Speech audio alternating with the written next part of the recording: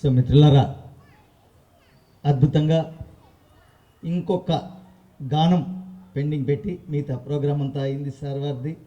ఇవాళ మనకు ఇద్దరు మాస్టర్లు, ఇద్దరు యోగులు మనం ముందుగానే తెలియపరుచుకున్న విషయం. ఇంకొక యోగి శ్రీ శివప్రసాద్ గారు, గట్టిగా చెప్పట్లు. ఆయన గురించి నిన్ననే చెప్పాను, మరొక్కసారి తెలియజేస్తాను. పత్రిజీ గారి అంతరంగిక కార్యదర్శి.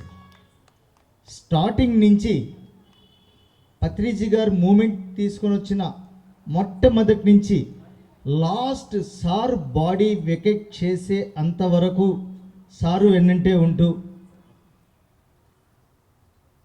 సారు ద్వారా ఎన్నో అనుభవాలు గడించినటువంటి శ్రీ శివప్రసాద్ గారి క్లాస్ ఇప్పుడు ఉంటుంది, వారి సందేశం ఉంటుంది. గొప్ప వ్యక్తి, గొప్ప యోగి. సో అంతకు ముందుగా ఇవాళ ఇక్కడికి విచ్చేసినటువంటి రామచంద్ర మిషన్ అక్కగారు, వారిని ఇచ్చేశారు. ఇక్కడికి రావడం ఆనందించదగ్గ విషయం.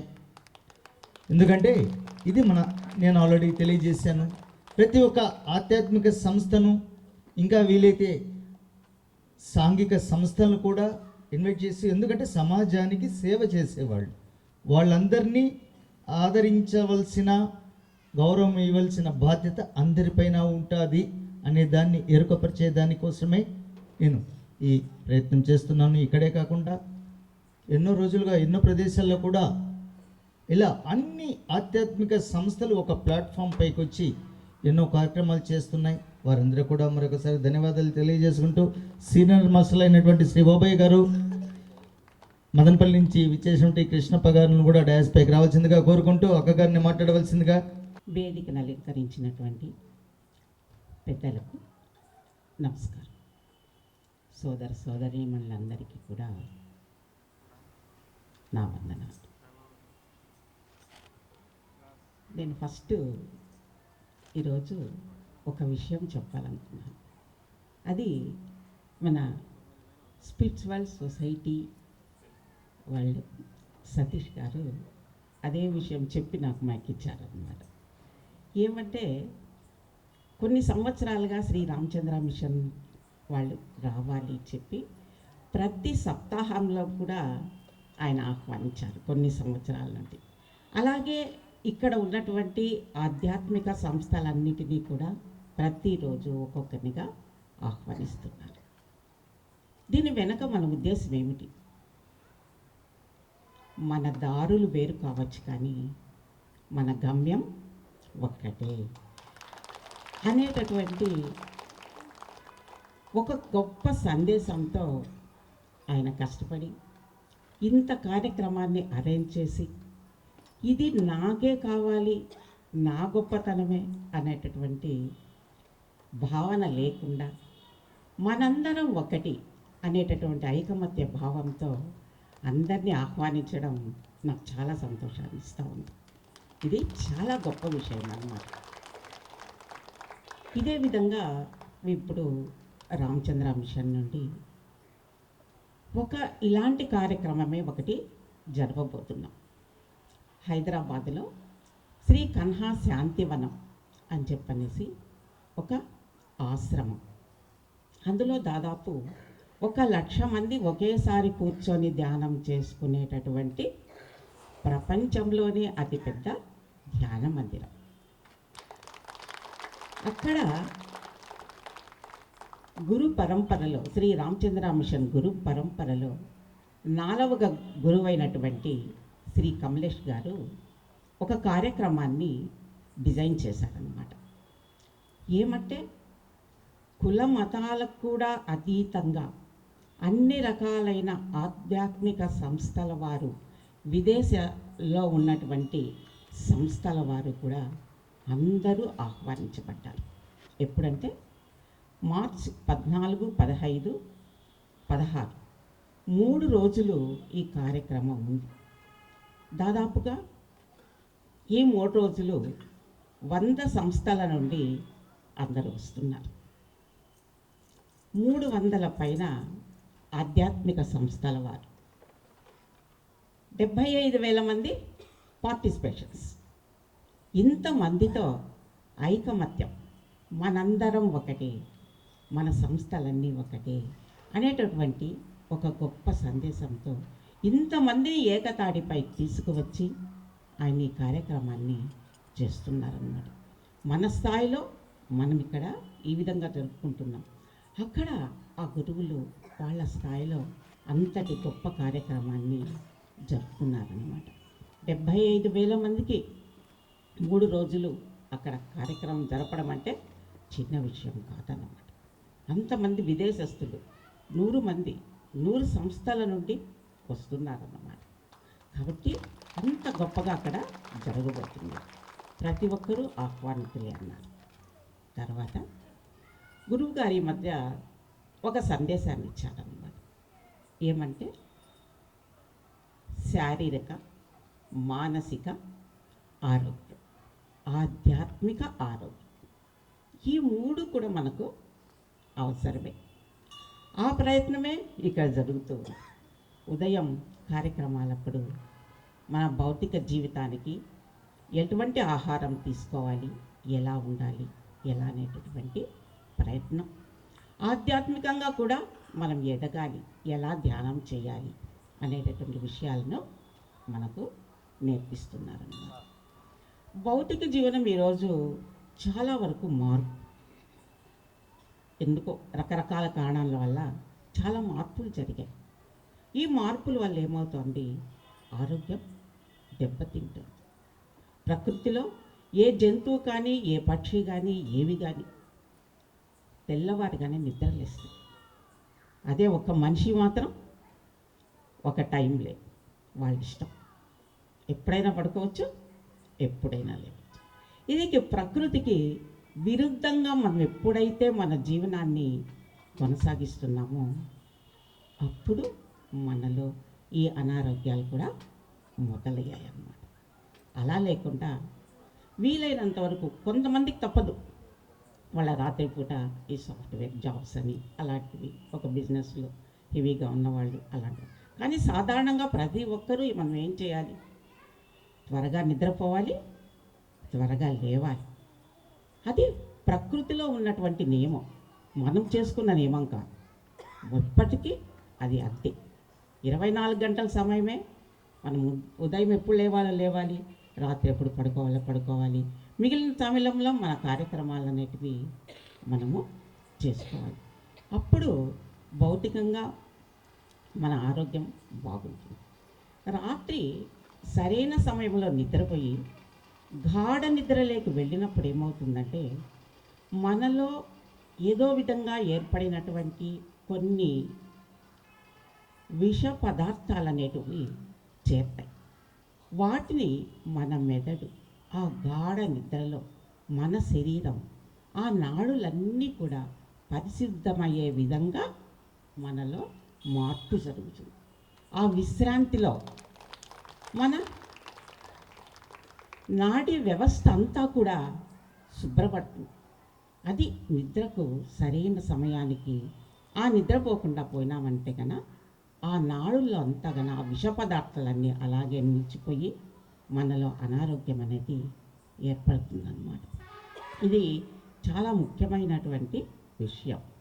ఇది భౌతిక ఆరోగ్యాన్ని మనం కాపాడుకోవాలి.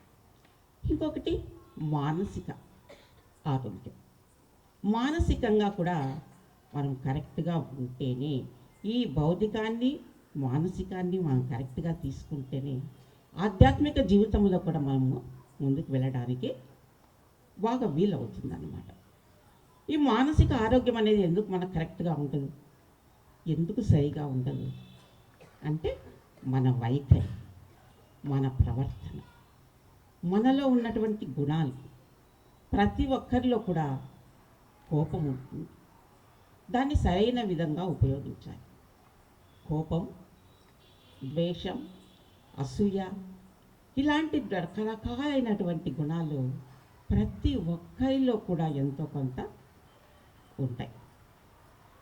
అయితే వాటిని మనము ఆ లోపల వాటిని పెట్టుకొని ఎదుటి మనిషి మీద ఏదో కారణాల వల్ల ద్వేషం, వాళ్ళు ఏమో అన్నారు నన్ను, ఈ కారణం వల్ల ఇది నేను గుర్తుపెట్టుకుంటాను, ఏదో ఒక రోజు నాకు కూడా సమయం వస్తుంది, దానికి ప్రతీకారం తీర్చుకుంటాను. ఈరోజు అణువంతా వాళ్ళు చెప్పింది మన లోపల ఉంటే మనం ప్రతీకారం తీర్చుకుని కొన్ని సంవత్సరాలు పట్టు, అంతవరకు ఏమవుతుంది, మనలో పెరిగి పెరిగి పెరిగి పెద్దయ్యి మనల్నే సర్వనాశనం చేస్తుంది. అది మనం తెలుసుకోవాలి. సరే జరిగింది, వాళ్ళది పొరపాటు మనది పొరపాటు, కొన్ని మనం చూసి చూడనట్టు కొన్ని వాటిని వదిలేసుకుంటూ ఎదుటి వారిని మన్నించుకుంటూ మనలో ఆ ద్వేషాన్ని పెంచుకోకుండా మనంతకు మనం ప్రశాంతంగా ఉండాలి. లేదంటే కొన్ని సంవత్సరాలు మనలో అది మనకు పెరిగిపోతుంది అన్నమాట. అది మానసికంగా మనల్ని దెబ్బతీస్తుంది. ఇటువంటి కోరికలు ఎదుటి వాళ్ళకుంటే మనకు కావాలి, అలా కాదు. అవసరాలు వేరే, కోరికలు వేరే. అవసరాలు అందరికీ కావాల్సిందే, ఎందుకంటే దైనందిన జీవితంలో మనం జీవించడానికి అవసరాలు తప్పనిసరి, కానీ కోరికలు కాదన్నమాట. వాటిని అదుపులో ఉంచుకొని జాగ్రత్తగా, అవి నాకు తీరలేదే, నాకు కావాలనుకున్నానే, అది లేకపోయిందే అనేటటువంటి ఆ వేదన, ఇలాంటి వేదనలన్నీ మనలో ఒకటోటి ఒకటోటి పెట్టుకుంటే ఇవన్నీ ఏమవుతాయి, ఇలాంటివన్నీ మనలో పెరిగి పెరిగి పెరిగి మానసిక శాంతి, అనారోగ్యం, అశాంతి ఇవన్నీ పెరిగి ఏమవుతుంది, మానసిక అనారోగ్యానికి మనం గురవుతాం. అట్లా మానసికంగా, ఇట్లా శారీరకంగా ఈ రెండు మనలో లేకపోయేటప్పటికీ ఆధ్యాత్మికంగా వెదగాలి అంటే ఇవన్నీ మనలో అడ్డం వస్తాయి, ముందుకు వెళ్ళనివ్వం. ధ్యానానికి కూర్చుంటే కూర్చోనివ్వం, ఏదేదో వేరేటివే గుర్తొస్తూ ఉంటాయి, అనవసర విషయాలని గుర్తొస్తుంటాయి. అదే శాంతిగా ఉంటే, ఆ ప్రశాంతతతో మనం ధ్యానం చేయడం అనేది చాలా ముఖ్యం. ఒక నెల్సన్ మండేలా గారు చెప్పారు, ఒక ప్రసిద్ధ వాక్యం అన్నమాట. ఆయన, మనం విషం తాగుతూ ఎదుటివారు చనిపోవాలి అని కోరుకుంటామని. అలాగ ఉండాలి మన జీవితం, అలా చేసుకోకూడదు. తాగేది మనం అయినప్పుడు చనిపోయేది మనమే. కాబట్టి అనవసరమైనటువంటి గుణాలన్నీ కూడా మనలో స్టోర్ చేసుకోకూడదు. అలా కాకుండా ప్రశాంత జీవితానికి, ప్రశాంతతకు, వేరేటటువంటి ఆలోచనలకు తావివ్వకుండా మన జీవితాన్ని సక్రమంగా గడిపి ఆధ్యాత్మిక అభివృద్ధికి మనం ధ్యానం చేస్తూ, మనం ప్రతిరోజు ఇంకా ఇంకా అభివృద్ధి చెందుతూ ఎంతో గొప్పగా మనము తయారు కావాలని కోరుకుంటున్నాను. థ్యాంక్ యూ గారు. చాలా చాలా చాలా చక్కగా అద్భుతమైన పలుకులు తెలియజేసినందుకు మీకు ధన్యవాదాలు. గట్టిగా సమయాభావం తక్కువగా ఉన్నందువల్ల ఎక్కువ టైం ఇవ్వలేకపోతా ఉన్నాం. సార్ గారి ప్రసంగం 1 అవర్ 4 సబ్జెక్టుల పైన మాట్లాడవలసింది, టైం ఉండేది చాలా కొంచెం. ఈరోజే ఎమ్మెల్యే గారు రావడం, ఇంకొంచెం టైం, ఏదేమైనా కూడా చాలా చక్కగా అద్భుతంగా జరుపుకుంటాం. ఉండే టయాన్ని అద్భుతంగా యూటిలైజ్ చేసుకుంటూ ఒక 10 నిమిషాలు లేట్ అయినా కూడా ఎవరు మిస్ చేసుకోకుండా ఉండవలసిందిగా మరొకసారి కోరుకుంటూ, ఇంకే నిమిషం కూడా వృధా చేయలేను. సార్ గారిని మాట్లాడవలసిందిగా కోరుచున్నాను. శ్రీ శివప్రసాద్ గారికి గట్టిగా చప్పట్లతో నేను మైక్ హ్యాండ్ ఓవర్. ఏ విషయమైనా గంట చెప్పగలను, 10 నిమిషాల్లోనూ చెప్పగలను. గంటలో చెప్తే ఎంత వచ్చిందో 10 నిమిషాల్లో కూడా అంతే వస్తుంది మీకు. సో మధ్యాహ్నం ఆయన ఏమి ఇచ్చారో అన్ని అంశాలు కూడా మీకు చెప్తాను. ఒకటే, ముందు ఆయన మధ్యాహ్నం మాట్లాడుతూ జీవన్ముక్తి గురించి చెప్పమన్నారు. జీవన్ముక్తి అంటే ఏంటి? ఇప్పుడు ఫర్ ఎగ్జాంపుల్ ఎన్నో నదులు ఉన్నాయి. గోదావరి నది ఉంది, అది ఎక్కడ పుట్టిందో తెలీదు. అనేక వంకలు వాగులు తిరుగుతూ తిరుగుతూ తిరుగుతూ తీరా సముద్రంలో కలిసిపోతుంది, అవునా? ఆ సముద్రంలో కలిసిపోయేటప్పుడు ఆ గోదావరి అనుకుంటుందంట, ఛీ, ఇన్నాళ్ళు, ఇన్ని సంవత్సరాలు నాకు ఒక పేరు, హోదా, ప్రత్యేకత ఉందే. ఇప్పుడు తీరా మరో నిమిషంలో తప్పదు, డౌన్లోకి వచ్చేసా, ఆ సముద్రంలో కలిసిపోతున్నా. రేపు నుంచి నన్ను గోదావరి అని పిలిచేవాడు ఎవడుంటాడు, నా ఐడెంటిటీ ఏమవుతుంది అని అనుకుంటూ ఉంటుందట. తీరా ఆ గోదావరి సముద్రంలోకి వెళ్ళిపోయిన తర్వాత ఆ సముద్రమే తాను అయిపోతుంది. గోదావరి అనే చిన్నది పెద్ద సముద్రంగా విస్తరిస్తుంది. అదే జీవన్ముక్తి అంటే. జీవుడుగా చిన్న స్పెక్ట్రంలో ఉంటాం. ఒక్కసారి ఆ విడుదలైన తర్వాత అంతా నేను ఉన్నానా, ఇంతవరకు నాకు తెలియదే అని అనుకుంటాం. అదే జీవన్ముక్తి. ఇందాక మేడం గారు గొప్ప మాట చెప్పారు. రామచంద్ర మిషన్ అంటే మీకు ఎక్కడైనా ఈ పేరు కనపడకపోవచ్చు. ఇప్పుడు దాన్ని హార్ట్ఫుల్నెస్ మెడిటేషన్ సెంటర్గా దాన్ని రూపాంతరం చెందించారు. ఆ పేరు కనబడితే రామచంద్ర మిషన్ కాదని పొరపాటు పడకండి, ఆ రెండు కూడా ఒకటే. పూర్వాశ్రమంలో అలా ఉండేది. ఇప్పుడు కమలేష్ గారు వచ్చిన తర్వాత అందరి కళ్ళల్లో, అందరి నోళ్ళల్లో పడాలని ఆయన చక్కగా డిజైన్ చేసి పెట్టారు అది. తర్వాత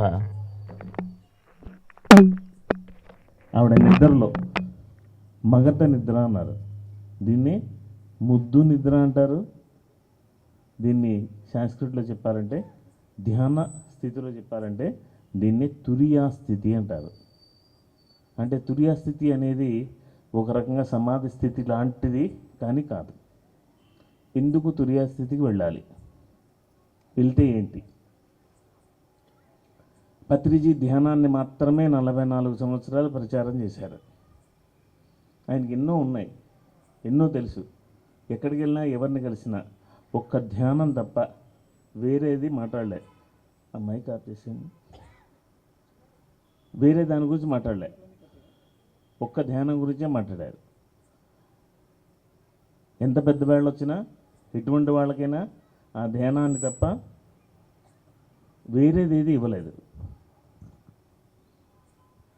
ఎందుకంటే ఆ ధ్యానం గొప్పతనం ఏంటో ఆయనకి తెలుసు. అదేమిటంటే ఖడ్గతిక్కన పేరు విన్నారా? చిన్నప్పుడు చదువుకున్నారు కదా హిస్టరీలో.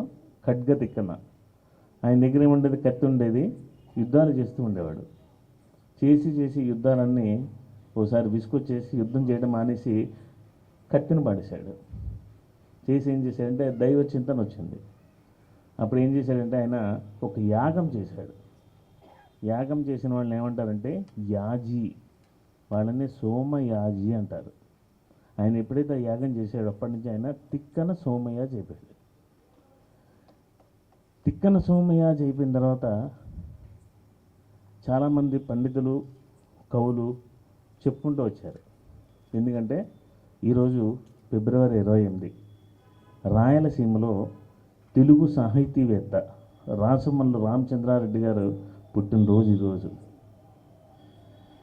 రాయలసీమలో తెలుగు సాహిత్యం ఈరోజు అందరూ చెప్పుకుంటున్నారంటే ఆ మహానుభావుడు భిక్ష అన్నమాట. అలాగే భారతదేశ తొలి రాష్ట్రపతి డాక్టర్ బాబు రాజేంద్ర ప్రసాద్ గారి బర్త్డే ఈరోజు.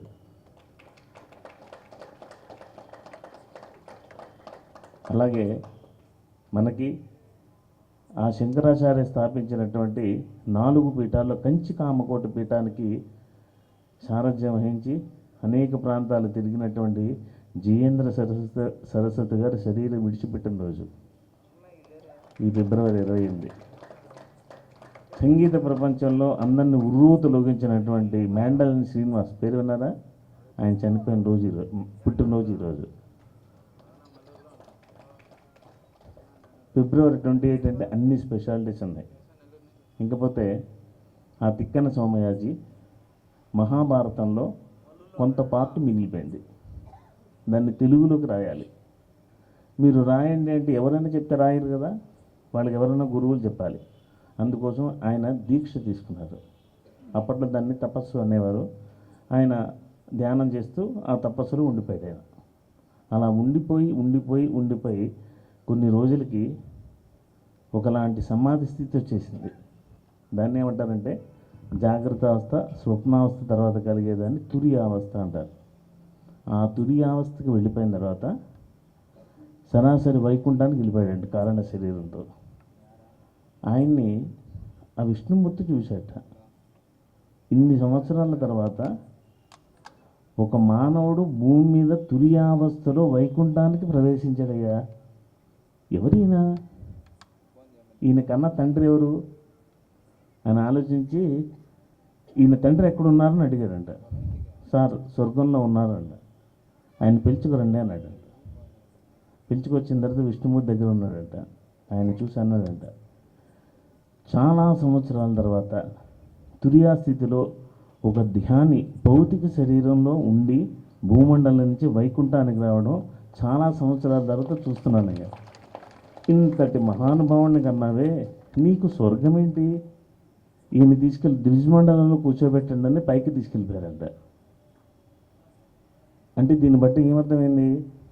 మనం ధ్యానం చేసి ఆ తురియా స్థితిలో ఎప్పుడైతే మనల్ని మనం మర్చిపోయే స్థితి, ఆ సమాధి స్థితిలోకి వెళ్తామో అప్పుడు ఆ వైకుంఠ ప్రవేశం జరిగిన తర్వాత ఏ లోకాల్లో ఏ పాపకృత్యాల్లో ఏ కర్మల్లో ఉన్నా మన తల్లిదండ్రులను పిలిచి స్వర్గాలు నరకాలు కాకుండా ద్విజమండలంలోకి తీసుకెళ్తారు.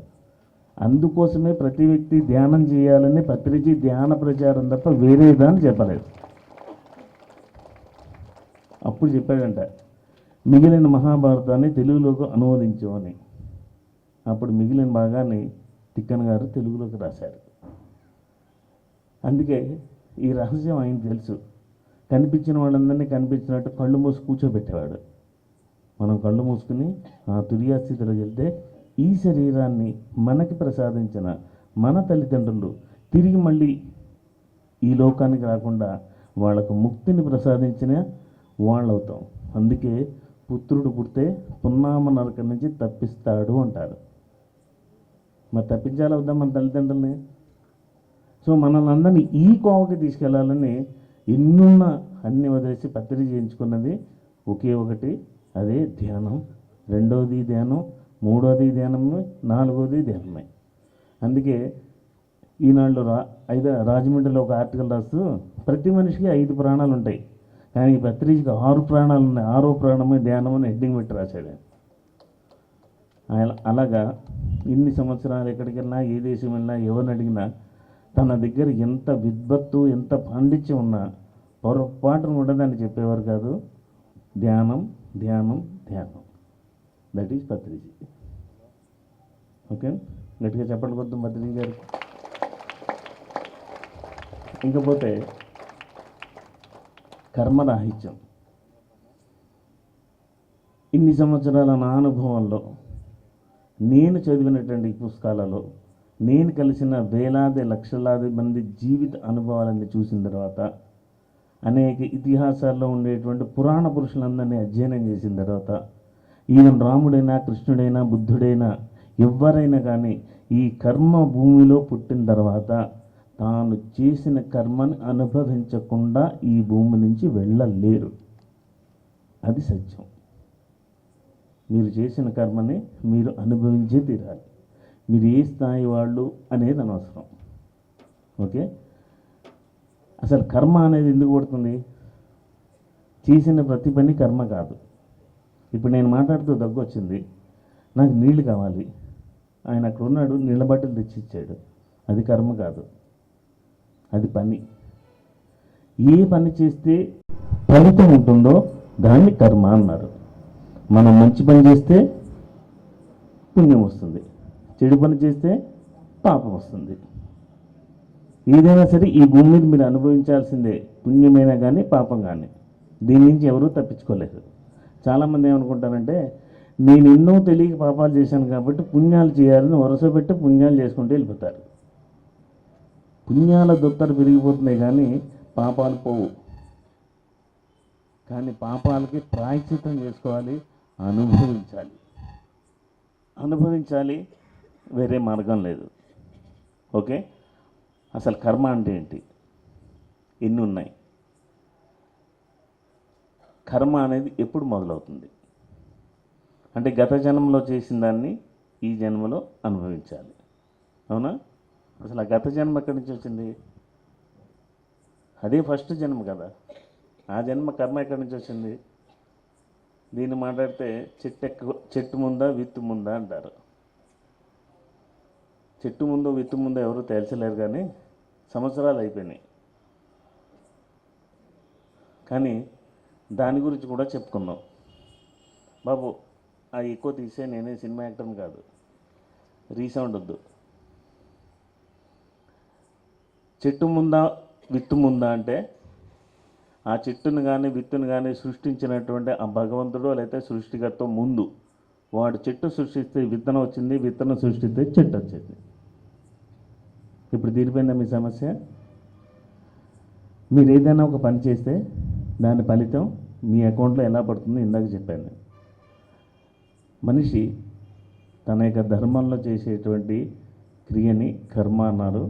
కర్మకి పుణ్యమైతే పాపం వస్తుంది, మంచి కర్మ చేస్తే పుణ్యం వస్తుంది, చెడు కర్మ చేస్తే పాపం వస్తుంది. ఇది కర్మ.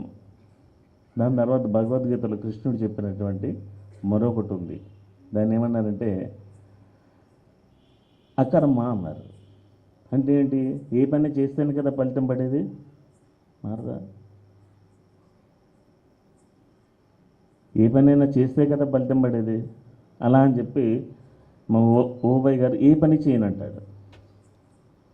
చేస్తే కదా ఫలితం పడేది. నేను కాము కూర్చుంటాను, ఏ పని చేయను, ఒకే కుర్చీలో కూర్చుంటానంటాడు. కానీ ఆయన కళ్ళ ముందు ఎన్నో జరుగుతూ ఉన్నాయి, చూస్తూ ఉంటాడు. చూసిన తర్వాత మనసులో ఏదో అనుకుంటూ ఉంటాడు. అనుకున్న దాన్ని కూడా కర్మగా మారిపోతుంది. అందరూ ఏమనుకుంటారంటే చేస్తేనే కర్మ అనుకుంటారు. ఆలోచన కూడా కర్మే, మాట కూడా కర్మే, మనలో వ్యక్తపరిచిన భావం కూడా కర్మలు వస్తాయి. అందుకే కృష్ణుడు ఏమంటాడంటే అకర్ముడుగా నువ్వు ఉండడం కన్నా వికర్ముడుగా నువ్వు ఉండు. సో ఫస్ట్ కర్మ, రెండు అకర్మ. ఇప్పుడు ఏ పని చేసినా ఏ కర్మ చేసినా మన అకౌంట్లో పడకుండా ఉండాలి అంటే ఒక మార్గం ఉంది. దాన్ని ఏమన్నారంటే వికర్మ అన్నారు. అది మీరు పాపం చేసినా మీ అకౌంట్లో పడదు, పుణ్యం చేసినా మీ అకౌంట్లో పడదు. అలాంటి కర్మని కనుక మీరు చేస్తే మీకుండే కర్మరహిత్యం అంతా వచ్చేస్తుంది. మరి ఆ వికర్మ ఏంటో తెలుసుకుని వాళ్ళని చేద్దామా? ఓకే. ఆ వికర్మలో 4 అంశాలు ఉన్నాయి. మొట్టమొదటిది ఏంటంటే శాస్త్ర సహితమైన కర్మ. అంటే మనకి మనిషి భూమి మీద పుట్టిన తర్వాత ఏ పని చేయొచ్చు, ఏ పని చేయకూడదు అని శాస్త్రాలు నిర్దేశించాయి. ఆ ఇచ్చిన శాస్త్రాలే ఉపనిషత్తులు, భగవద్గీత, బ్రహ్మసూత్రాలు. మీకు తెలుగులో స్పష్టంగా అర్థమయ్యేటట్టు కావాలంటే రామకృష్ణ మిషన్ బుక్ స్టాల్కి వెళ్ళండి.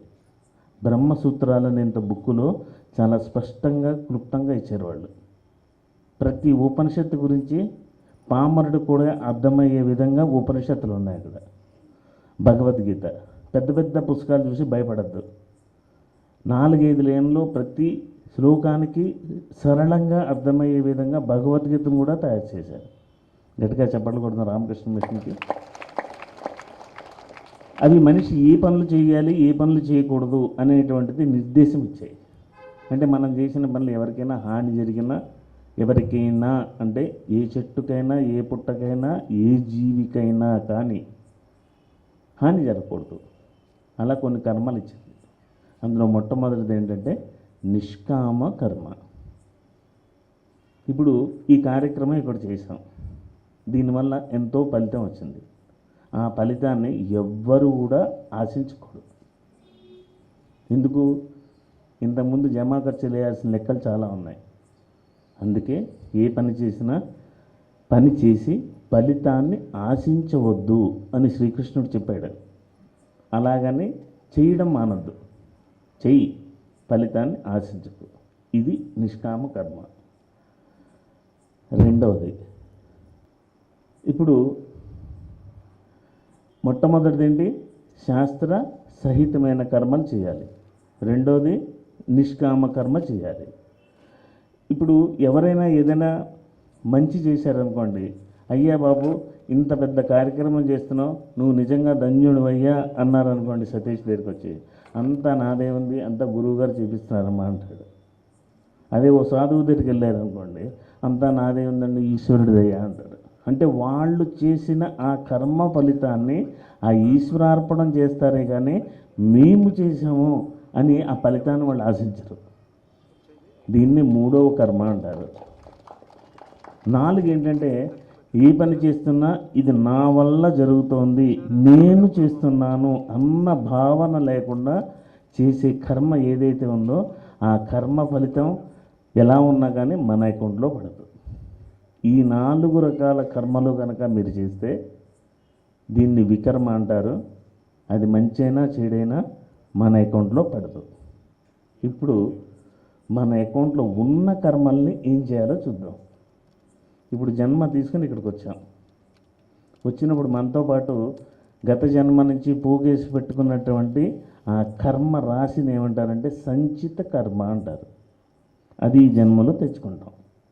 మనకి ఎప్పుడైతే ఇంద్రియ జ్ఞానం రావాలి, ఎందుకు తెలుసా? కర్మ ఎప్పుడు స్టార్ట్ అవుతుందంటే మీ ఇంద్రియ జ్ఞానంతో మీరు చేసినప్పుడే కర్మ అవుతుంది. ఏ ఇంద్రియ జ్ఞానం ఉన్న జీవిని చంపితే అప్పుడు కర్మ కింద పరిణమిస్తుంది. ఇంద్రియ జ్ఞానం లేనటువంటి ఆ చెట్టును కొట్టారనుకోండి, దానివల్ల ఇంకో చోట నాటుతారు మీరు, అది కర్మ కాదు. పంచేంద్రియ జ్ఞానం ఉండేటువంటి జీవిని చంపితే కర్మ అనేది యాడ్ అవుతుంది. అర్థమైంది కదా? అందుకే జీవహింస చేయొద్దని పత్రిజీ మొదలుపెట్టిన నుంచి నెత్తి నోరు కొట్టుకున్నారు. ఎందుకంటే వాటికి ఇంద్రియాలు ఉన్నాయి. దాన్ని చంపడానికి కారణమైన అందరికీ భాగమే. అందుకే తినద్రా బాబు అని ప్రతి ఇంటికి వెళ్ళి ముఖ్యంగా రాయలసీమలందరికీ కాళ్ళ వెళ్ళ పట్టుకునేవారు. ఇదే కర్నూలు ఎమ్మెల్యే అయితే రోడ్డు గడ్డంగా జీప్ గడ్డంగా వచ్చి కొట్టడానికి చంపడానికి వచ్చాడు ఆయన. కర్నూలులో మీడి జరుగుతుంది, ఆయన వచ్చాడు. మీరు మాంసం తింటారా అన్నాడు. తింటాను సార్ అన్నాడు. పోయిపోయి ఇలాంటి ఎన్నుకున్నారేంటయ్యా అన్నాడు అందరినీ. మీరు మంచివాడిని ఎత్తుకుంటే మీ జీవితాలు బాగుపడ్డాయి, మీరేమో రాక్షసుని ఎన్నుకున్నారు, మీ జీవితాలు నాశనం అన్నాడు. ఆయన కోపం వచ్చి లేచి వెళ్ళిపోయాడు. ఈయన జీప్ వేసుకొని బయలుదేరిపోతుంది. 10 అడుగులు వేసారు, 10 మంది మనుషులు తీసుకొచ్చి రోడ్డు గడ్డంగా కూర్చున్నారు. మా ఎమ్మెల్యేని ఏంటంటావు అని ఒకడు కర్ర వేసుకుని వచ్చాడు. అవునరా, వాడు వెధవ, చేసేదాన్ని అప్రాచ్య పనులు అని ఇంకా తిడుతూ ఉంటే ఆ జనాల వెనకాల ఉన్న ఎమ్మెల్యే వచ్చి వద్దురో పంపించేటారు బాబు నేను మనకి అంటే కొడతాడో కొట్టడో ఆ తర్వాత సంగతి. తన మీదకి ఏ రకమైన రియాక్షన్ వచ్చినా కానీ చెలించకుండా తను అనుకున్న ధర్మాన్ని ప్రజలకు తెలియచెప్పడానికి జీవితాన్ని అలా పణంగా పెట్టి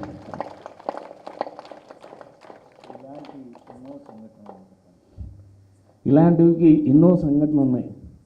చెప్పుకుంటూ పోతే ఒకరోజు మొత్తం సరిపోదు. అది మన కోసం ఆ గురువు పడిన పాటలు. ఈ జన్మ కాదు, ఇంకొక జన్మ వచ్చినా ఆ గురువు రుణం తీర్చుకోలేము. అర్థమైందండి? అలా హింస మీద అంతగా ఆయన పనిచేశారు. విషయానికి వస్తే సంచిత కర్మ తెచ్చుకుంటాం. మనకి ఇంద్రియ జ్ఞానం అంటే ఆఫ్టర్ 7 or 9 years తర్వాత మాత్రమే మనం తెచ్చుకున్నటువంటి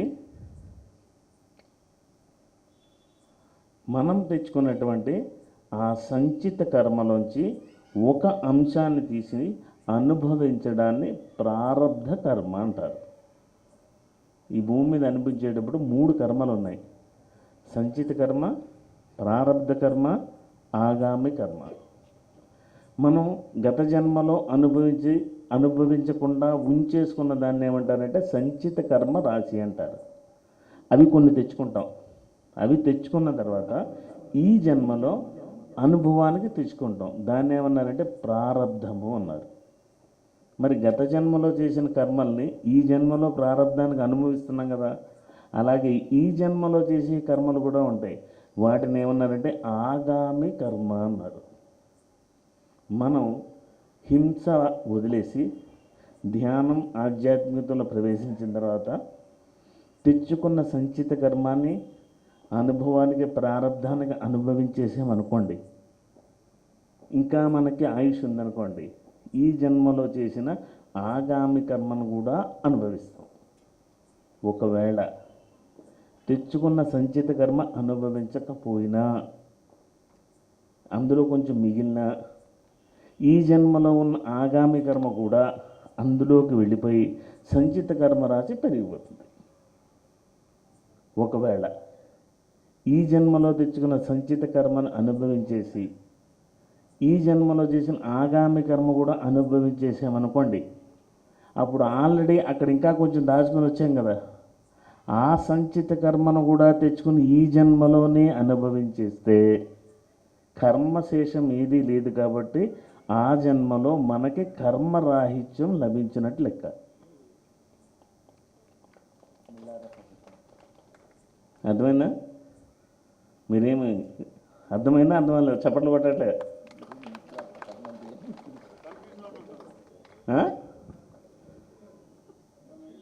వెరీ సింపుల్. ఓకే, గతంలో చేసుకున్న దాన్ని సంచిత కర్మ. బాబు ఇది రీసౌండ్ వస్తుంది, మా సౌండ్ బాగా వస్తుందా మీకు ఈ స్పీకర్ నుంచి రీసౌండ్ వస్తుంది. ఓకే, సంచిత కర్మ అంటే ఆల్రెడీ గత జన్మల నుంచి పోగేసుకున్న కర్మ రాశి ఈ జన్మలో మన సామర్థ్యానికి అనుభవించడానికి కొద్దిగా తెచ్చుకుంటాం. దాన్ని ఈ జన్మలో అనుభవాన్ని తెచ్చుకోవడం ప్రారబ్ధం అంటారు. ఏం ప్రారబ్ధం రా నాకు వచ్చింది నేను చేస్తున్నాను అని ఇంట్లో కూర్చొని ఏడుస్తూ ఉంటామే, ఆ ప్రారబ్ధం మనం గతంలో చేసిన కర్మ. అయితే ఈ జన్మలో చేసింది ఉంటుంది కదా, దాన్ని ఏమన్నారంటే ఆగామి కర్మ అని అక్కడ ఆపుతారు. ఒకవేళ సంచిత కర్మ రాశి అయిపోయింది అనుకోండి, ఇప్పుడు ఏంటి, ఈ జన్మలో చేసిన ఆగామి కర్మను అనుభవిస్తాం. కానీ ఆ గురువు గారు కలిశారు, ధ్యానం నేర్పించారు, శాకాహారం నేర్పించారు, మనకు కొంచెం బెనిఫిట్స్ వచ్చాయి, ఇంకా ఆయు ప్రమాణం పెరిగింది. మరి ఇప్పుడు ఏం చేస్తాం, అప్పుడు ఆల్రెడీ గతంలో దాచుకుని ఉన్నామే ఆ సంచిత కర్మను కూడా తెచ్చుకుని అనుభవించేస్తాం. ఆ అనుభవించేటువంటి ప్రారంధంలో రెండు ఉన్నాయి, ఒకటి నివారణ కర్మలు, ఒకటి అనివార్యమైన కర్మలు. ఆ అనివార్యమైన కర్మలు ఎవరికి వాళ్ళు అనుభవించే తీరాలి. భీష్ముడు అంపశయం మీద ఎందుకు పడుకున్నాడు తెలుసా? ఆయన ఒకసారి ఉద్యానవనంలో వెళ్తూ ఉంటే, ఆ రథం మీద వెళ్తుంటే పెద్ద తొండ రూటు ఘట్టంగా పడుకునుంది. రథాన్ని ఆపి దాన్ని కాపాడాలని దాని కింద 2 కర్రలు పెట్టి ఆ తొండను తీసి బయట పక్కన ఉన్న పొదల్లో వేసి ఆయన వెళ్ళిపోతారు. కానీ ఆ పొదల కింద పెద్ద ముళ్ళకంప ఉంటుంది. ఆ ముళ్ళకంపం మీదకి ఆ తొండ అలా బలంగా దిగిపోయి ముళ్ళన్నీ గుచ్చుకుపోయి కదలలేక 1.5-2 రోజులు అపసోపాలు పడి పడి పడి చచ్చిపోతుంది. భీష్ముడు ఎవరు? అష్టవసువులలో ఒకడు. చేసినవాడు ఎలాంటి వాడు కనుక శిక్ష ఎలా ఉంటుంది? తెలియని పామర జనం చేస్తే శిక్ష తక్కువ. పండితుడు, యోగి, అందులోకి దేవతలు 33 కోట్ల దేవతలు లేరు, 33 కోట్లే ఉన్నారు, కోట్ల దేవతలు లేరు. ఆ దేవతలు ఒకానొక మనువు చేసిన ఆ కర్మకి 54 రోజులు అదే ముళ్ళ మీద పడుకున్నాడు. అంటే భీష్ముడంతటి వాడే ఆ కర్మని తప్పించుకోలేదు అంటే ఇంకా మన పోటుకాళ్ళకి ఏముంది? కనుక ఎవరు కర్మ నుంచి తప్పించుకోలేరు. ఓకేనా? ఇప్పుడు కర్మరాహిత్యం తెచ్చుకున్నంత మాత్రాన అయితే ఈ అనివార్య కర్మలు కొన్ని ఉన్నాయి కదా, మనకేం చెప్పారు? జ్ఞానాగ్ని దగ్ధ కర్మాణం. ఈ విషయం ఎంతమందికి అర్థమైందో చేతులు పైకెత్తండి. అంటే ఏంటి? మీకు జ్ఞానం వస్తే ఆ అగ్నిలో కర్మలు కాలిపోతాయనా? మరి అలా అయితే ఎంతోమంది కర్మలు కాలిపోవాలి కదా.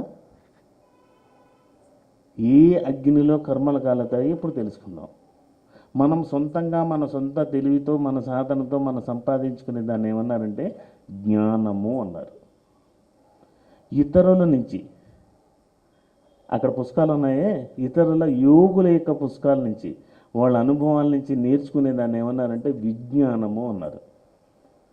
ఆ విజ్ఞానం ఎప్పుడైతే మనలో ప్రవేశిస్తుందో మనలో ఉండే జ్ఞానం, ఆ విజ్ఞానం రెండూ కలిసి మన నుంచి ప్రజ్ఞానంగా వ్యక్తమవుతుంది. ఎవరిలో అయితే అజ్ఞానంతో ఉన్నారో వాళ్ళల్లో మన ప్రజ్ఞానంతో వాళ్ళల్లో జ్ఞాన జ్యోతి వెలిగిస్తే ఆ జ్యోతిలో మన కర్మలు కాలి బూడిదవుతాయి. అది జ్ఞానాగ్ని దగ్ధ కర్మాణం అంటే. మనలోంచి ప్రజ్ఞానం రావాలంటే విశేషమైన విజ్ఞానం ఉండాలి. అందుకే పత్రిజీ ఏ వచ్చినా నీ అనుభవం ఏంటో నువ్వు అరగంట గంట చెప్తున్న చేతులు రెండు కట్టుకుని స్టూడెంట్ మాదిరి వినేవారు ఆయన. ఎందుకంటే విజ్ఞానం బయట నుంచి వస్తుంది, మనకి లోపల నుంచి వచ్చేది జ్ఞానం. ఈ రెండు సమపాళ్లలో ఎప్పటి వరకు కలుస్తుందో అప్పుడే మనలోంచి ఆ ప్రజ్ఞానం అనేది బయటకు వస్తుంది. ఈ ప్రజ్ఞానం ద్వారా మనం నివారణ కర్మల్లోంచి కొన్ని దగ్ధం తీసుకోవచ్చు, అన్నీ కాదు. ఎవరినైనా మనం పొడిచేయమంటే వాడి చేత పుడిపించుకునేంత వరకు తీరదు, అనుభవించాల్సిందే. కొన్ని కుట్టాం, గాయపరిచాం, కాలు, ఇట్లాంటి చిన్న చిన్నవన్నీ పోగొట్టుకోవచ్చు. ఎలాగా? అవతల వ్యక్తిలో ఆ జ్ఞాన జ్యోతి వెలిగించాలి. అది దేనివల్ల వస్తుంది? జ్ఞానం వల్ల రాదు. వచ్చేటట్టుంటే ఎన్నో ప్రవచనాలు ఈ పాటికి ఎంతో అయిపోయేది. అది కేవలం ప్రజ్ఞానం నుంచి మాత్రమే జరుగుతుంది. ఆ ప్రజ్ఞానం ఎక్కడి నుంచి? మనలో జ్ఞానం నుంచి, బయట నుంచి వచ్చే విజ్ఞానము రెండు కలిస్తేనే ప్రజ్ఞానంగా అభివ్యక్తం అవుతుంది. అదేనండి.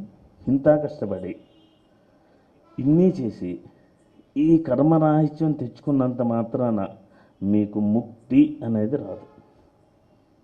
ముక్తి మోక్షము రావాలంటే జన్మరాహిత్యం రావాలి. అంటే ఈ జన్మ ఆఖరి జన్మ కావాలి. ఈ జన్మ ఆఖరి జన్మ కావాలంటే ఏం చేయాలి? అయినా రాదు. ధ్యానం చేస్తే వచ్చేస్తుంది అనుకుంటున్నారా? మరి ఎంతోమంది కృష్ణుడు అన్నాడు, మనుష్యానాం సహస్రేషు యచ్చిత్ సిద్ధయే యతదామపి సిద్ధానం యోగో వేతి తత్వత అన్నాడు. వేల మంది, లక్షల మంది అందరూ వచ్చే ధ్యానానికి. ఎంతమంది మిగిలేరు? ఎంతమంది సమాధి స్థితికి వెళ్ళారు? ఎంతమంది యోగులు అయ్యారు? అందరూ రాలేరు అని కృష్ణుడు చెప్పాడు, నేను కాదు. ఓకే, ఈ జన్మ ఆఖరి జన్మ కావాలి అంటే ముందు మనం పుట్టుక తెలుసుకోవాలి. మనం తల్లి గర్భంలోంచి భూమి మీద పుట్టడానికి ముందుగానే ఎవరు తల్లిదండ్రులు అనేది మనమే ఎంచుకుంటాం. వాళ్ళతో సంభాషణ చేస్తాం. నాకు ఎలాంటి జీవితం కావాలో వాళ్ళని అడుగుతాం. తీరా తల్లి గర్భంలో కనెక్షన్ వచ్చిన తర్వాత ఆ తల్లితో కొన్ని రోజుల నుండి సహవాసం ఉంటాం. అయిపోయిన తర్వాత 9 నెలలకో 9.5 నెలలకో డెలివరీ డేట్ చెప్తారు హాస్పిటల్లో. ఆ తల్లి గర్భంలోంచి భూమి మీద పుడతాం. ఆ భూమి మీద పుట్టేటప్పుడు ఆ శరీరానికి ఒకే ఒక రంధ్రం ఉంటుంది. ఏంటా రంధ్రం? బొడ్డు తీగ. ఆ బిడ్డను హాస్పిటల్లో పడుకోబెట్టిన తర్వాత డాక్టర్ వచ్చి ఎన్ని పుట్టినా లేవరు. ఎప్పుడైతే బొడ్డు తీగ కట్ చేస్తారో ఆ శరీరానికి ఉన్న హోల్ ఒకటే మూసుకుపోతుంది. అది మూసుకుపోయిన వెంటనే 9 రంధ్రాలు తెరుచుకుంటాయి. ఆ 9 రంధ్రాల నుంచి ఎప్పుడైతే గాలి వెలుతురు ఆ శరీరంలోకి ప్రవేశపెట్టిందో భయంతో ఉక్కిరి బిక్కిరి బిడ్డ ఏడవడం మొదలు పెడతాడు. పుట్టుక ఎలా జరిగింది? సాధారణంగా జరిగింది. చావు ఎలా ఉంటుంది? ఏడుపుతూ ఉంటుంది. అందుకే బిడ్డ తొలి నవ్వలేదు, ఏడుస్తూ పుట్టాడు. సో వాడు తిరిగి వెళ్ళడం అనేటువంటిది సంభవిస్తే ఈ 9 దారుల్లోంచి బయటికి వెళ్ళాలి. సో ఇప్పుడు చావు అంటే తెలుసుకుందాం. మనకి 7 శరీరాలు ఉన్నాయి, అవునా? ఈ 7 శరీరాల్లో మనం ధ్యానం చేసేటప్పుడు బయటకు వెళ్ళేది ఒక్క సూక్ష్మ శరీరమా, సూక్ష్మ శరీరాది సముదాయమా? సూక్ష్మ శరీరాది సముదాయం. తులసీదళంలో పత్రిజీ రాసినటువంటి ధ్యానం అన్న పేజీని చదవండి. మనం ఎప్పుడైతే ధ్యానంలో కూర్చుంటామో భౌతిక శరీరం నుంచి సూక్ష్మ శరీరాది సముదాయం వస్తుంది. ఆ సముదాయంలో 5 కోశాలు ఉంటాయి. వాటినే పంచ ప్రాణాలు అంటారు. మన రెండో శరీరమైన ఎథరిక్ బాడీ ఏమవుతుందంటే ప్రాణమయ తీగగా మారిపోయి భౌతిక శరీరానికి ఆ 5 శరీరాలకి మధ్య సిల్వర్ కార్డ్గా ఉంటుంది. అది ఉన్నంతసేపు ఎన్ని లోకాలనే తిరుగుతాం, తిరిగి మళ్ళీ లోపలికి వస్తాం. ఒకవేళ అది కట్ అయిపోతే భౌతిక శరీరానికి, భౌతిక ప్రపంచానికి, ఆ సూక్ష్మ ప్రపంచానికి ఉన్న బంధం తెగిపోతుంది. అర్థమైందా? That is the death. ఇక్కడ చావు అంటే తెలిసిన వాళ్ళు ఉన్నారు, తెలియని వాళ్ళు ఉన్నారు. మరణం అనేది ఎలా ఉంటుందంటే వాడు ధ్యాని అయినా యోగి అయినా యోగి కాకపోయినా ఫస్ట్ డెత్ ఛాంబర్కి వెళ్తాడు. ఆ డెత్ ఛాంబర్కి వెళ్ళిన తర్వాత గేట్ దాటి వెళ్ళిపోవాలి. కానీ వాడికి ఆప్షన్స్ ఉంటాయి. లేదు నేను వెనక్కి వెళ్తానంటే వెనక్కి రావచ్చు. అందుకే హార్ట్ అటాక్ వచ్చి పడిపోయినా, పాము కట్ చేసినా, ఎంత సీరియస్ అయినా బతికి రావడం అనేది జరుగుతుంది అంటే ఫస్ట్ డోర్లో వాడికి ఎగ్జామ్షన్ ఉంటుంది. రెండో డోర్లోంచి కూడా రావచ్చు. మూడో డోర్లో ఈ మొదటి 2 సార్లు నువ్వు వెనక్కి రావడం వల్ల నీకు కానీ నీ వారికి కానీ ఏమైనా ప్రయోజనం చేకూరిస్తే నీకు అవకాశం ఇస్తారు. లేదంటే 3 దాంట్లో వెళ్ళిపోవాల్సింది. పోనీ జంగమైన మైకెక్కి ప్రతిరోజు కూర్చోబెట్టి తన కోసం కాకుండా అందరి కోసం ఆలోచిస్తూ చేస్తూ ఉన్నాడు అనుకోండి, ఆయనకి ఫస్ట్ డోర్ ఇస్తారు, సెకండ్ ఇస్తారు, థర్డ్ ఇస్తారు. ఫోర్త్ జంగమే కాదు, బుద్ధుడు కాదు, నేను కాదు, ఎవరైనా సరే వెళ్ళి తీరాల్సిందే. 4th డోర్ అనేది కంపల్సరీ. ఓకే, ఇప్పుడు మరణం అంటే ఏంటంటే ఇందాక చెప్పుకున్నాం, భౌతిక శరీరం నుంచి సూక్ష్మ శరీరాది సముదాయం విడుదలయ్యి మనకు శరీరంలో ఉన్న 9 రంధ్రాలలో బయటికి వెళ్ళిపోవాలి. వెళ్ళిన తర్వాత సిల్వర్ కార్డ్ కట్ అయిపోతుంది. That is called death. ఓకేనా? ఇప్పుడు ఒక 85 సంవత్సరాల వ్యక్తి మన ఇంట్లో ఆ సూక్ష్మ శరీరాన్ని విడుదల చేసి బయటకు వచ్చిన వెంటనే సిల్వర్ కార్డ్ కట్ అవుతుంది. బయటికి రావడానికి ముందే ఆయన కనుక తన పంచ ప్రాణాలని మలమూత్ర ద్వారాల ద్వారా పంపిస్తే దానంత నీచమైన చావు ఏది లేదు. ఓకే, ఏ మార్గం గుండా మీరు పంపించిన పైన ఇంకా 7 దారులు ఉన్నాయి. నోట్లోంచి వెళ్ళొచ్చు, ముక్కులోంచి వెళ్ళొచ్చు. శ్వాస తీసుకుంటున్నాం కదా అని ముక్కులోంచి వెళ్తే ఉత్తమమైన మరణం మాత్రం కాదు. ఓకే, కళ్ళల్లోంచి పోవచ్చు, కంట్లోంచి కూడా పోవచ్చు, చెవుల్లోంచి కూడా పోవచ్చు. ఆ సిమ్టమ్స్ మీకు తెలుసు. కళ్ళల్లోంచి పోతే నల్లగుడ్డు లోపలికి వెళ్ళిపోతుంది, నోట్లోంచి పోతే నోరు తెరుచుకుని నాలిక లోపల పోతుంది, చెవులోంచి పోయింది అనుకోండి రక్తం వస్తూ ఉంటుంది. మీరు ఏ ద్వారం గుండా మీ పంచప్రాణాలు బయటకు తీసినా సిల్వర్ కార్డ్ కట్ అవుతుంది, మీరు పైలోకాలకు వెళ్ళిపోతారు. పైలోకాలకు వెళ్ళిపోయిన తర్వాత పితృలోకం అని ఉంటుంది. ఆ పితృలోకంలో కొన్ని రోజులు విశ్రాంతి తీసుకున్న తర్వాత మీరు ఏ మార్గంలో పైలోకాలకు వెళ్తారు అన్న విషయం అక్కడ మరణాయనం అనే పుస్తకంలో ఉంది. 3 దారులు ఉంటాయి. ఒకటి కాలనీ, అందుకే అంటారు అసలు నీది ఇది కాదు పైన ఉందిరా అని. పెద్దవాళ్ళు అనే మాటలు గుర్తున్నాయా? అంటే మన అక్కడ ఒరిజినల్ హౌస్ ఉంటుంది, అక్కడి నుంచి రాకపోక, దాన్ని కాలనీస్ అంటారు. రెండవది స్వర్గ నరకాలు, మూడవది దేవయానం. ఆ దేవయానంలో వెళ్ళే వరకే ఆ 7 లోకాలు వస్తాయి. ఆ 7 లోకాలు ఏంటో చెప్తారు ఎవరన్నా? తెలియదు. దానికి ఒక చిట్కా ఉంది. ఇంట్లో పూజలు చేస్తారు కదా, ఏ అయ్యవారు పూజ చేస్తారు కదా, వచ్చిన తర్వాత గణపతిని బట్టి ప్రాణాయామం చేయమంటాడు. ముక్కును బట్టి ఏం చెప్తాడు? ఓం భువః అంటే భువర్లోకం, ఓం శుభ అంటే శుభర్లోకం, ఓం జనః అంటే జనాలోకం, ఓం తపః అంటే తపోలోకం, ఓం మహ అంటే మత్స్యలోకం, ఓం సత్యం అంటే సత్యలోకం. ఆ ఫస్ట్ అక్షరాలతోటే మనల్ని పలికిస్తాడు. బుక్కు దీన్ని బాగా గుర్తుంటుంది. ఈ 7 లోకాలు లెక్కి వెళ్ళాలంటే, దేవయానంలోకి వెళ్ళాలంటే మనం ఇక్కడ చేసే పనులన్నీ చేయాలి. అవి ఏంటి అనేది వివరంగా అందులో తర్వాత కొనుక్కు చూసుకోండి. ఇంకా పోతే అన్నిటికన్నా ఒక దారి ఉంది. దాన్ని ఏంటంటే బ్రహ్మరంధ్రము అన్నారు. ఎవరైతే తన పంచ ప్రాణాలని బ్రహ్మరంధ్రం ద్వారా విడుదల చేస్తారో వాళ్ళకి సిల్వర్ కార్డ్ కట్ అవుతుంది. అందుకని వాళ్ళని సమాధి చేస్తారు. ఆ సమాధి చేసినటువంటి ఆ భౌతిక శరీరం ఎన్ని వేల సంవత్సరాలైనా ఆ సమాధిలో అలాగే ఉంటుంది. ఆ భౌతిక శరీరానికి వాళ్ళ ఆ 5 శరీరాల సముదాయానికి కనెక్షన్ ఉండే సిల్వర్ కార్డు ఏ లోకంలో ఉన్నా అక్కడ ఉంటుంది. అందుకే వాళ్ళ క్షేత్రాలు సమాధుల దగ్గర ధ్యానం చేస్తే గురువులు దర్శనం ఇవ్వడం, వాళ్ళ యొక్క శబ్దాలు వినపడడం. ఆ పక్కనే షిరిడి సాయిబాబా గుడి ఉంది. ఏకాదశ సూత్రాలు అంటే 11 సూత్రాలు ఉన్నాయి. అందులో 5 సూత్రాలు చదవండి. నేను నా సమాధి నుంచే మీకు ఆదేశాలు సందేశాలు ఇస్తా. నా సమాధి మీద తలపెట్టి నా భక్తులు కోరిన వెంటనే నా సమాధి నుంచి వారికి ఏమి ఇవ్వాలో అందుతుంది. అంటే సమాధి నుంచి చేస్తానని ఎందుకు చెప్పారు ఆయన? ఆ సమాధి నుంచి ఆయన ఏ లోకంలో ఉన్నా అక్కడికి ఆయనకి సమాచార వ్యవస్థ ఉంది. మీరు అక్కడికి వెళ్ళి అడగాలి. ఎలా అడగాలి? అడగడం కూడా చాలా ఉంది. ఆర్తి, అర్ధార్థి, జిజ్ఞాసి, జ్ఞాని. ఆర్తి అంటే ఎవరు? కష్టం వచ్చినప్పుడు అడిగేవాడు. అర్ధార్థి అంటే నువ్వు ఏదైనా ఇస్తే నేను ఇస్తా, నాకు ఈ ల్యాండ్ సమస్య ఉంది కట్టించేయమ్మా, నీకు ₹1,00,00,000 ఇస్తా, లేకపోతే వెండి కిరీటం పెట్టిస్తా. జిజ్ఞాసు అంటే ఆ తపనతో అడిగేవాడు. జ్ఞాని అంటే ఆ జ్ఞానం కోసం పరితపించేవాడు. అలా మనం ఎలా మొరపెట్టుకుంటే అలాంటి ఫలితం వస్తుంది. వెరసి ఎవరైతే సహస్రారం నుంచి శరీరాన్ని విడిచిపెట్టిన తర్వాత భౌతిక శరీరంతో ఉన్న సిల్వర్ కార్డ్ కట్ కాలేదు కనుక తిరిగి మళ్ళీ వాళ్ళు భూమి మీదకి రారు. ఎందుకు? అసలు మరణం అనేది జరగలేదు. జరిగిందా? ఏ శరీరాన్ని విడిచిపెట్టలేదు. అందుకే రమణాశ్రమానికి వెళ్ళిన వాళ్ళు ఇప్పటికి కూడా ఆయన దగ్గర కాళ్ళు పెట్టి వింటే ఆయన మాటలు వినబడుతూ ఉంటాయి. అందుకే షిరిడి వెళ్ళి సమాధి దగ్గరికి వెళ్ళంగానే సాయిబాబా ట్రాన్స్ఫర్మేషన్ జరుగుతుంది.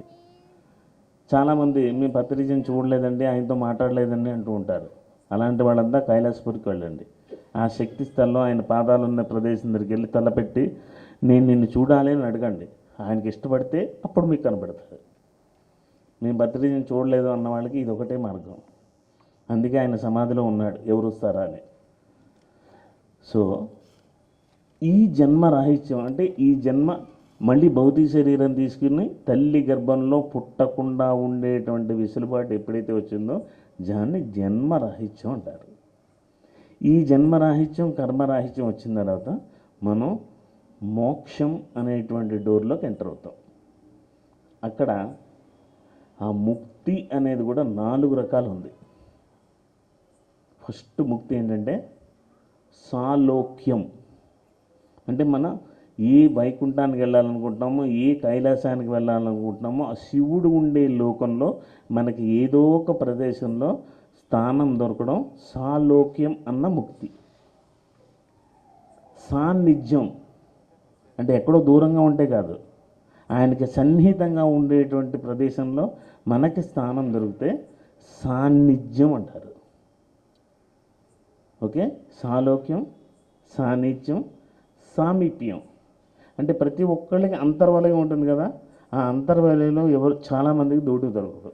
ఆ అంతర్వలయంలో ప్రవేశించడాన్ని ఏమన్నారంటే సాన్నిధ్యము అన్నారు. ఇంకపోతే సాయుధ్యం అంటే ఆ శివుడిలో ఉండే సర్వజ్ఞత.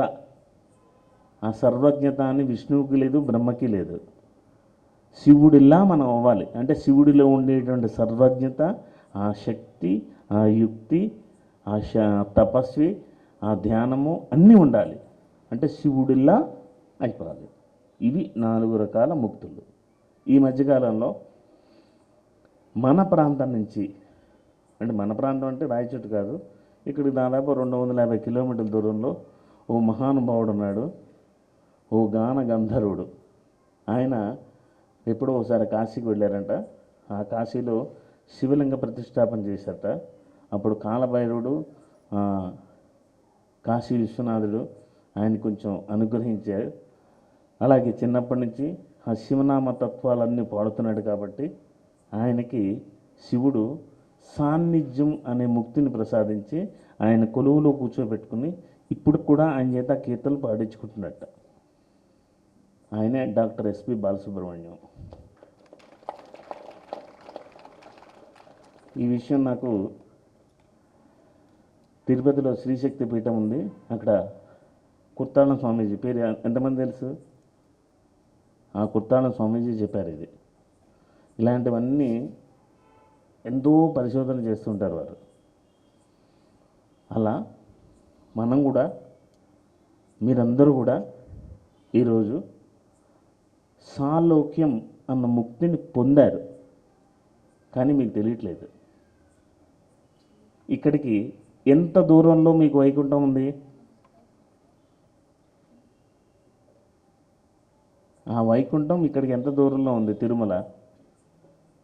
ఆ వెంకటేశ్వరుడి సన్నిధికి ఆ లోకంలో ఆ వైకుంఠాన్ని దగ్గర ఆ సాలోక్యం అనేటువంటి ముక్తిని గురువుగారు ప్రసాదించిన ధ్యానాన్ని చేసి చేసి చేసి ఇప్పటికి మీరు ఆల్రెడీ సాధించారు. కాకపోతే ఇప్పటికి మీకు సాన్నిధ్యం అనే ముక్తి రావాలి. అంటే ఎక్కడో ఏదో లోకంలో ఊర్లో ఉండడం కాదు కదా. హైదరాబాద్లో ఉండడం అంటే ఏంటి? హైదరాబాద్ నడిబొట్టున బంజారా హిల్స్లో ఉంటే స్టేటస్ వేరు. ఎక్కడో ఊరు చివరి ఎక్కడో ఉంటే ఏమొచ్చింది? ఆ హైదరాబాద్ రావడానికే 5-6 గంటలు పడుతుంది కదా. ఇప్పుడు మనకేంటంటే ఆ వెంకటేశ్వరుని సన్నిధిలో అంతర్వలయంలో సాన్నిధ్యం అనే ముక్తి కోసం మనం పరితపిస్తున్నాం. అది రావాలంటే ఏం చేయాలి? ఏ విద్యనైతే ఆ గురువు నుంచి తీసుకున్నామో దాన్ని వందల వేల మందికి మనం ఇచ్చేయడం ద్వారా ఏదో ఒక రోజు మనం అనుకున్న ఆ ముక్తిని పొందుతాం. అర్థమైందండి? Thank you. అంతే.